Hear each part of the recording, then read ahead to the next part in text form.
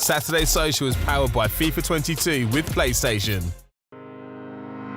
This is Ask Dyche. We gave you guys at home the chance to ask this man absolutely anything on the Sky Sports social media account. Sean, we had thousands of questions. I've tried to whittle them down. Some of them are a bit quirky. Some of them are football related. Are you ready? Okay, I am. All right, let's give it a go. Okay, the first one is, what is the biggest achievement of your managerial career so far? Individually, I think probably, or individually as a season, if you like, my part in it was our first promotion to the Premier League. Last season, similar but different from the fact that it was such a tough season. But overall, playing my part in Burnley's journey to where it is now. You know, it's been a lot of work by a lot of people. Yeah, it seems that way. From the outside looking in, it seems like there's been a bit of an overhaul and you're in a fantastic place right now. Is that what you would say too? Yeah, I mean, fantastic place from where it was from. You know, there's always things that we think we can improve, and the new ownership are trying to do that. But yeah, from where it was from to where it is now is a big shift. Okay, perfect. Let's do the next one then. This is a bit off the football pitch. What's the best thing to do in Burnley? It's the first time I've been here for a while, so any suggestions? Well, I only live here part-time, and I tend to work a lot when I'm here. So I wouldn't know every detail, but I would say the food's good up here. There's a number of gastropubs that are very good. So yeah, I would say that's probably the thing that I use the most is the food, or the places that sell the food. So I'm a big fan of that. Are you cooking yourself though at home? Are you a good chef? No, I am, but I don't cook at the place where I live. The chef here does food for us, and we normally plate them up, or we pop out, and well, obviously not during COVID, and we pop out and have a bit of dinner when we can. And what do you do away from football? What does Sean Dyche do away from football to relax? Is it Netflix? Is it films? No, the usual stuff that people do. Let's remove the COVID situation. Yeah. Have a pint with my mates, go down to the pub when I can, have dinner with my family, all the usual stuff, Love it, very down to earth, that's what I want to hear. Okay, the next one, this is one of my favourite questions. A lot of people are asking you about music.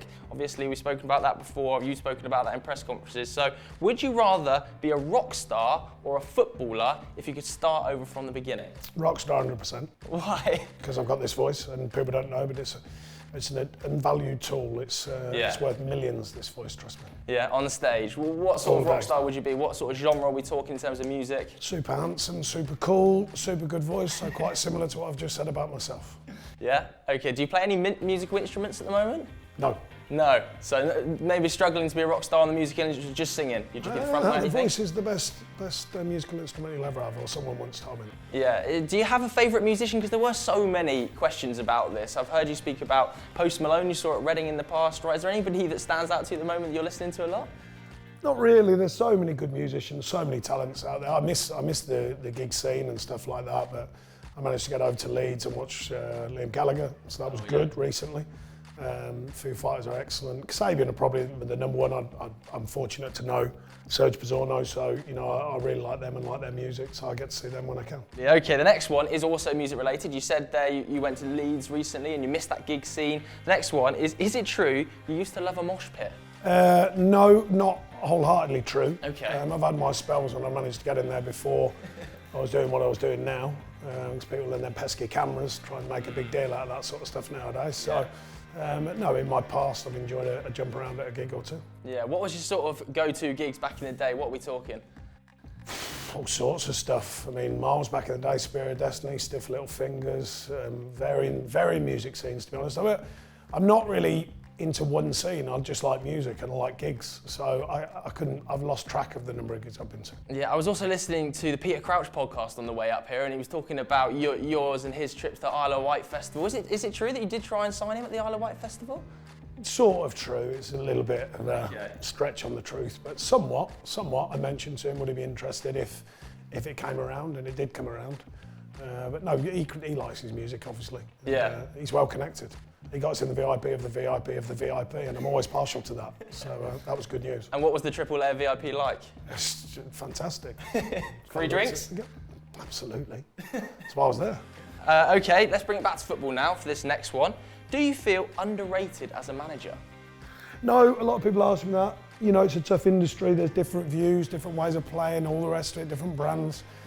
I think we get our fair balance, actually. You know, people question us, but people also applauding us for the some of the successes we've had, or relative successes for a club of this size. So No, don't think I'm undervalued. I wanted to ask you as well, do you think sometimes the criticism of Burnley is unfair? Because I often hear it labelled as sort of, hit long football 4-4-2, but when you actually watch Burnley, it's a lot more deep than that. No, I'm not equally worried about that. We do what we do to allow the players the best chance of winning, the best chance of developing, the best chance of understanding what the game needs. So I'm happy with that. I'm happy with what my players are happy with generally.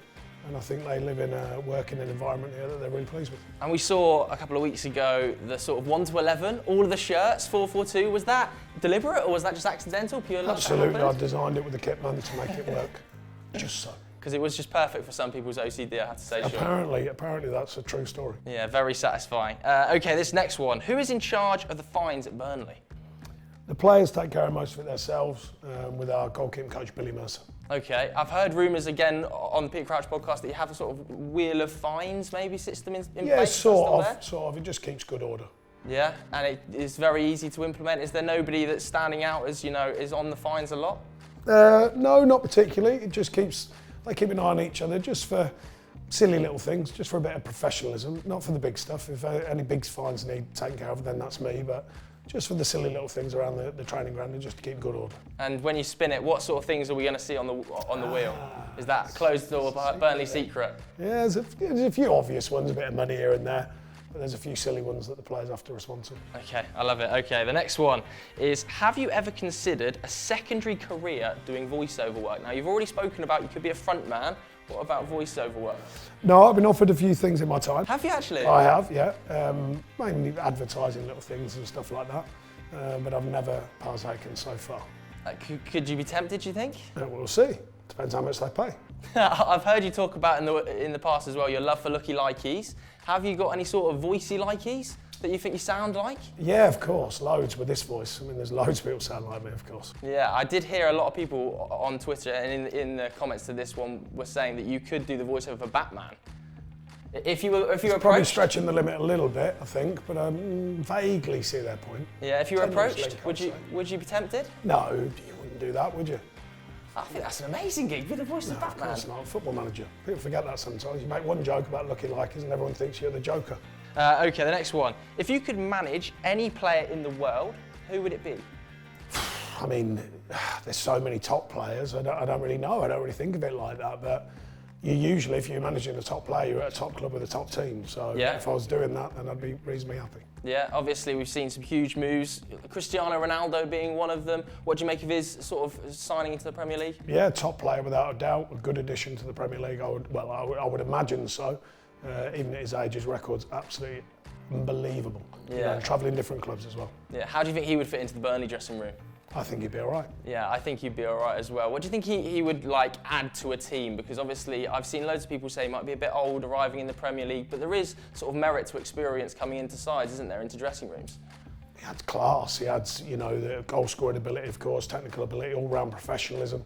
I imagine, I don't know him, but yeah. I imagine that, you look at the shape he's in, you look at the way he conducts himself on the pitch, then you've got to think that he's the real deal, and he's shown that many times. Okay, let's do the next one. As a manager, is there one thing that winds you up more than anything else on the touchline? Nope. There's not? Nope. Not even when players are diving on the pitch or moaning or whining? Well, I shouldn't need to say that, because everyone knows that. I've been harping on about that for years. Yeah. But yeah, there's them sort of things, but they're standard for the game now. So yeah, but the rest of it, I'll get on with it. I'm more interested in the game generally. We have to talk about them things. But people sometimes use that more than the fact you're interested in the game, the team trying to win. Yeah, and what have you made of sort of the Premier League giving a little bit more freedom and letting the game flow a little bit more and not as many fouls, a little picky bit? Well, it started with the European situation in the summer where they seemed to get a grip of it, take it on and change the feel of the refereeing, which I think is good. And it looks like it's leaking into the Premier League. There'll be a balance where they've gone from giving the softest of soft fouls to now not giving so many. So there's always a balance where you want one and not the other.